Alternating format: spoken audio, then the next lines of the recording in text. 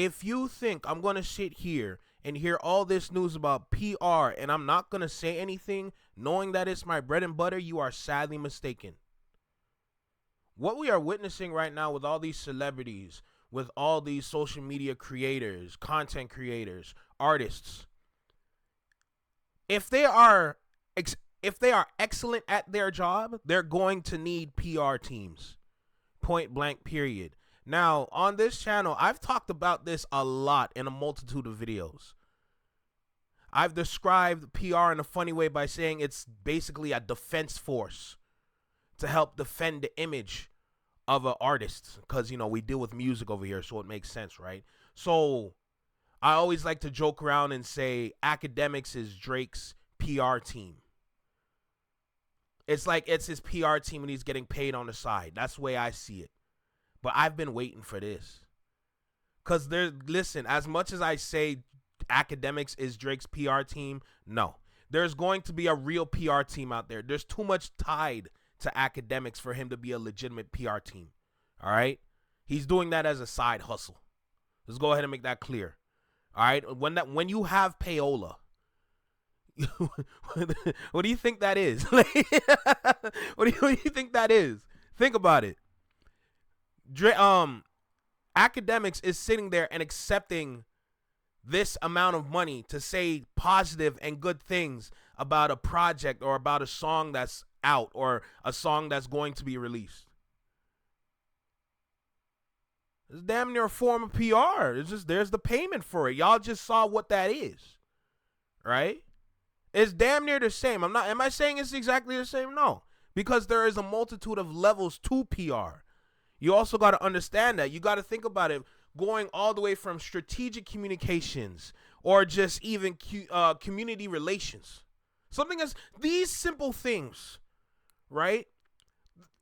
These simple levels to PR. This is what people are seeking when they need help to fix their image. When you look at social media, what do you think that is when they make a statement on social media, right?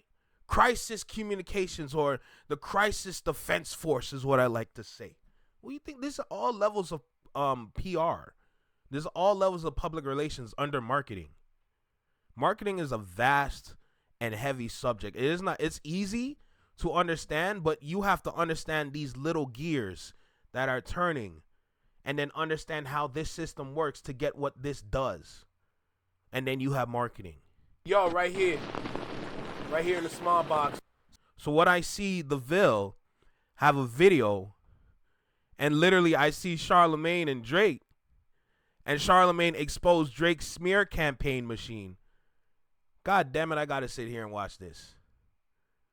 So listen, let's not waste no more time, all right? Let's go ahead and lock in and get started with this. So you know how we do things. It's been a little bit, all right? But you know how we do things. You know how we move around here. So let's go ahead and get started. Let's go. Yo, you, right here, in the blue box. Welcome back to FlexMob Reactions, only on the FlexMob Network. I'm Flex. Welcome back to the channel. Yes, I have been away for a little bit. We're going to address that soon, but for now, we're going to focus on what we have in front of us, and this is primetime news on the FlexMob Network. You understand me? So, the PR campaigns are getting exposed. Isn't that crazy? Isn't that amazing? Wow. Look, like, comment, share, subscribe. You know the vibe. You tapped in with your favorite Canadian reaction channel. We back in business. You know, there's a lot to talk about, but we're going to go ahead and lock in with the subject at hand right now. And that's what's going on with Charlamagne and Drake. So let's go ahead and get started. Let's lock in. There's an ongoing story that has developed revolving around PR teams and how they're getting paid by celebrities to push smear campaigns. And this was exposed a few months ago by Charlamagne when he shed light to it. Now there's a new story that's developed that adds more sense to the story itself. And we're going to take a look at it right here because Charlamagne had predicted this a few months ago back on his podcast when he was talking about these PR teams pushing propaganda. Well, there's a PR firm that reps two people in particular. And it's interesting to watch these two people put things out there in the ecosystem to control the narratives about things. I'll say this. Both names rhyme with each other. And one of their biggest endorsements rhyme. Oh, Drake, Steak. Drake, Steak, and Do it. Oh, Blake. Oh, there we go. Blake Okay. Lively. Oh, you on it? You on it now? Oh, wow. Yeah. You on it now? Yeah. Right. Now, the reason why this clip matters is because of the people that play a role with this new story that was reported by TMZ. TMZ had reported this PR team that was pushing propaganda and got exposed by doing so. It says here that Rebel Wilson, PR team, caught on audio plotting against a producer. They said that she was the new Heidi Fleiss.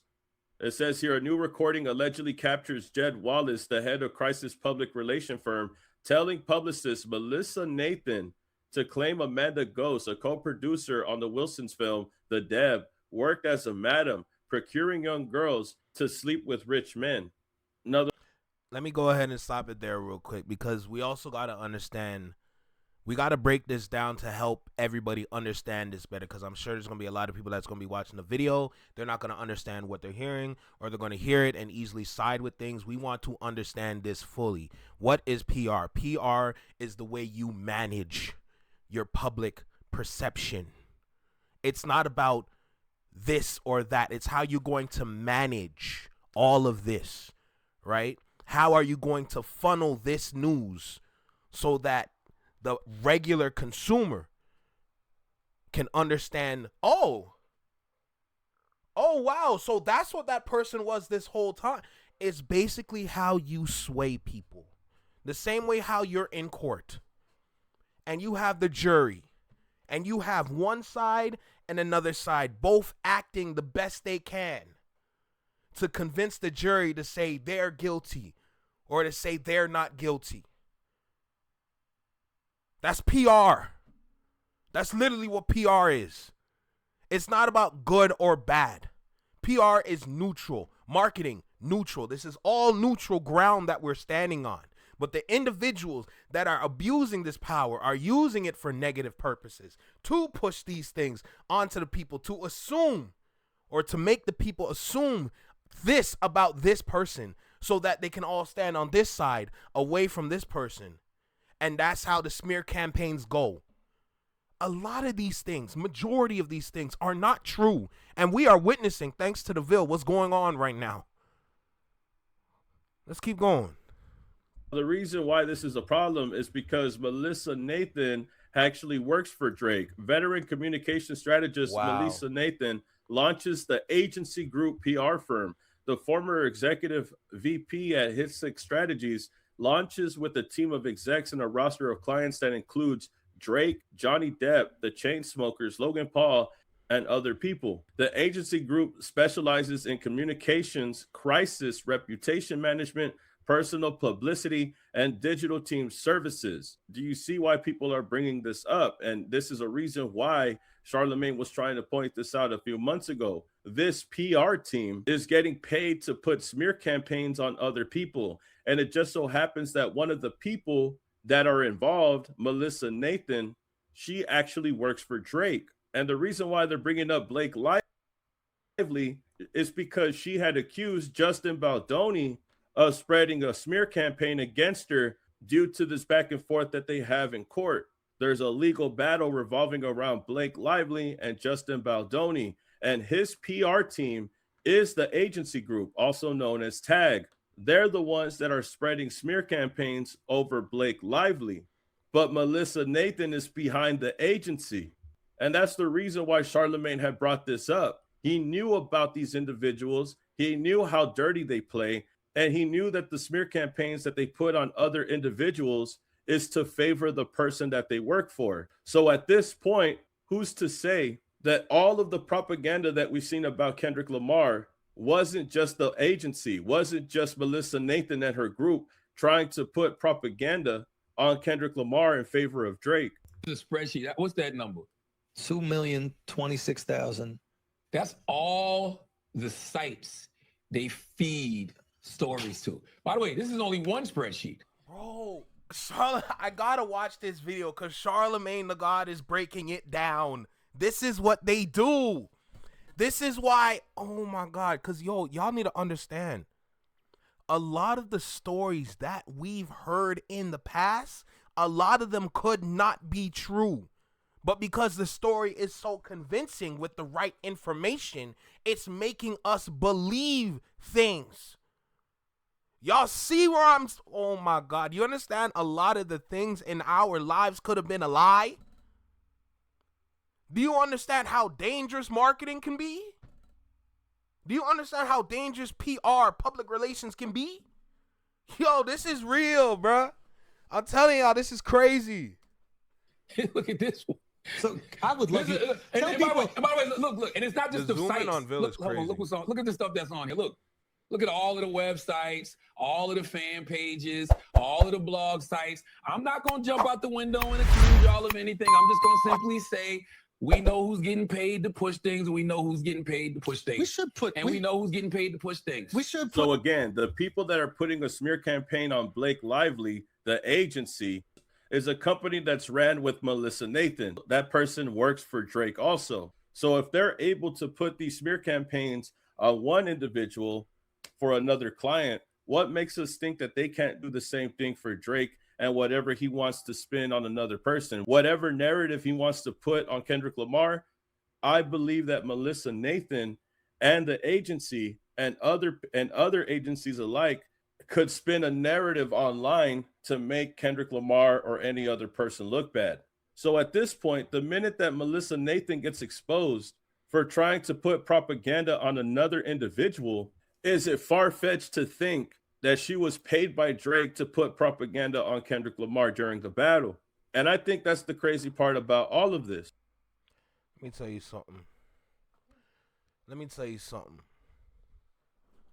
To all the people out there that still think Kendrick beat his girl, I want y'all to sit down and give up, because we already debunked that multiple times. I'm sure we debunked that about 3 different times on this channel. Go look at the dates. The one thing about the average consumer, and please understand me when I say average consumer, every person that is a part and engaged within the hip-hop media space on YouTube, you are not an average consumer anymore, because you are informed. Even if you are not a part of the YouTube space, if you follow La Russell, you are not the average consumer anymore. You are informed. The average consumer are individuals that are not informed on anything. They're just there for vibes. That's what the average consumer is. They're just literally vibe farming. That's all they're doing. They're farming a vibe. That's it. They don't care about nothing else but a vibe, something that makes them feel good. Does this make me feel good? Does watching this make me feel good? Does listening to this make me feel good? Does engaging with this make me feel? That's all they care about. That's what the average consumer is. The average consumer can be very dangerous because they're easy. They're very easy to sway. Spread the right form of information for them to understand. That's all it takes. And they do no background check. That's the average consumer. It wasn't Kendrick Lamar on that day. Go look at the day at the Hard Rock Cafe. Go look at the dates. You heard it. Cool. Go look at the dates, because the dates are wrong. The dates are completely wrong. It wasn't Kendrick. It was Diddy. But because y'all don't know anything, and I'm talking to the average consumer, because y'all don't know anything, y'all are going to assume this is what he is without informing yourself. So go ahead and stay in the shadows all you want. Please understand this. You are the reason why a lot of these things are happening in music today, because you are not informed. Plain and simple. Is that some of us, we know that there's been people that have been trying to spread lies about Kendrick, that have been trying to say things about Kendrick that were so outlandish and forget Kendrick Lamar, Pusha T.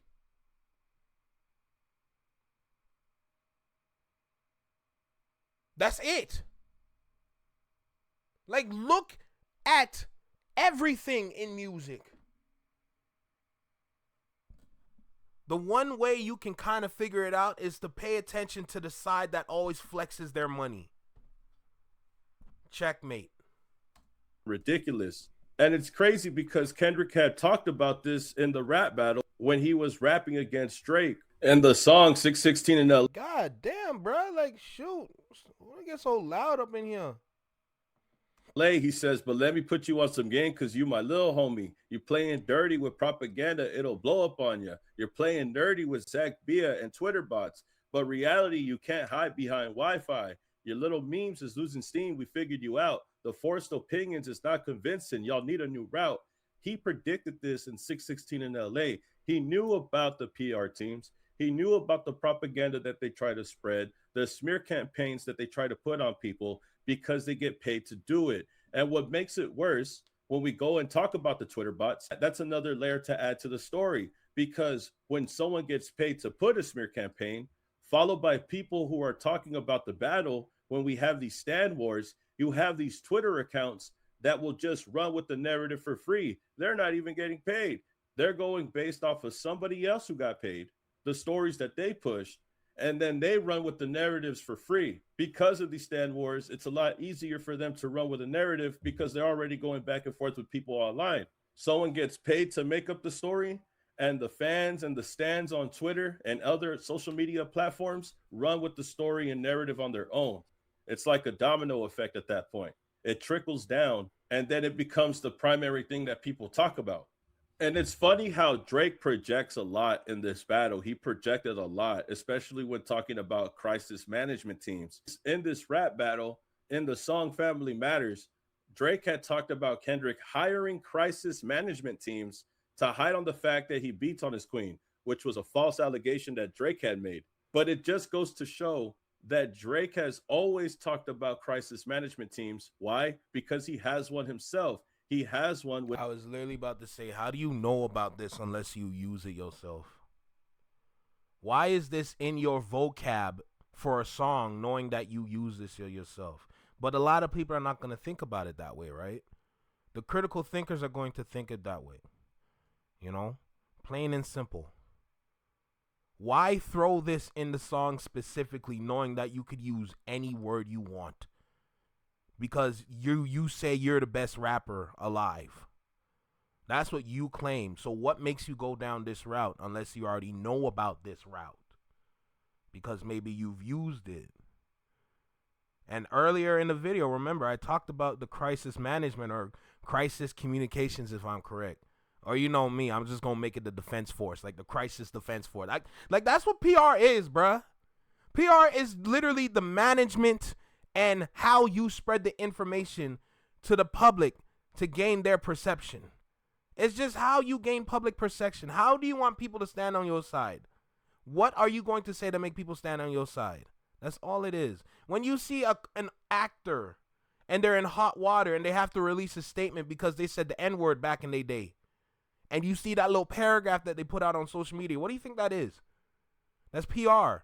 A lot of these PR teams, though, fun fact, or some of the managers, because they can't afford a PR team, sometimes they're using ChatGPT to make a response. Be like, oh, I'm just so sorry for the words that I have used. See, I was growing up, that was not me. I was never that guy. I was always around good, humble individuals, and I really cared about human life. I was never trained to ever even think like that, but you said it, though.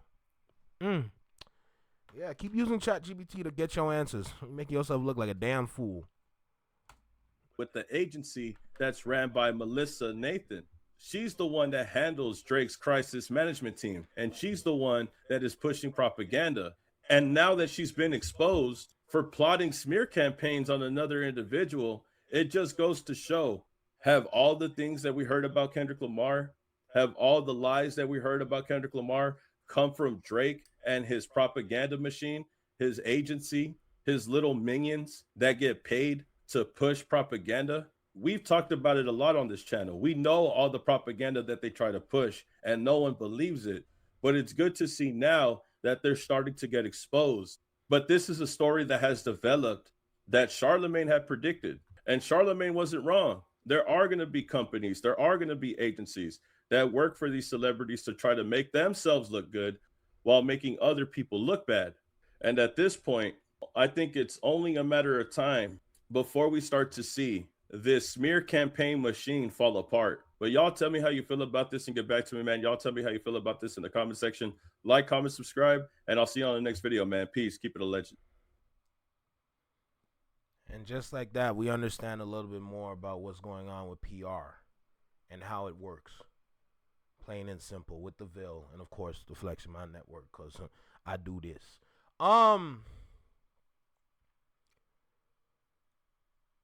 Focus on your craft. That's it. That's all I need to say. None of this would need to happen if you just focus on your craft. If you want to be the best, you can't sit there and make people make you the best. That's not what the best is. The best is somebody that's constantly practicing, constantly working on themselves, constantly improving on themselves, constantly challenging themselves. That's what the best is. That's what the best does. If you want to be the greatest, every day is new reps, plain and simple. Regardless if you're writing something, saying something, spitting something, pause. Like, that's all it comes down to. You can't make someone make you the best and then claim you're the best. And then when it comes down to that challenge of the best going up against another best, you get bested. You are not the best anymore. Sorry, that's what it is.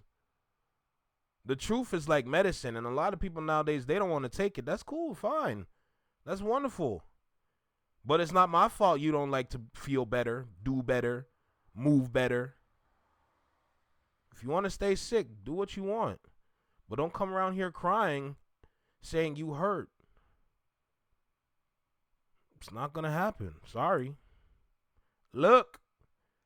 This is one of many because there's a lot of videos, and we're going to catch up. We're playing catch up right now. You know what I'm saying? So shout out to the Ville for all the info. We're going to continue to do what we do over here and catch a vibe with it. You know what I'm saying? So that being said, y'all know what to do, man. Like, comment, share, subscribe. Hit that hype button, man. That hype button matters so much. I'm telling y'all. Anyway, Flex Mob.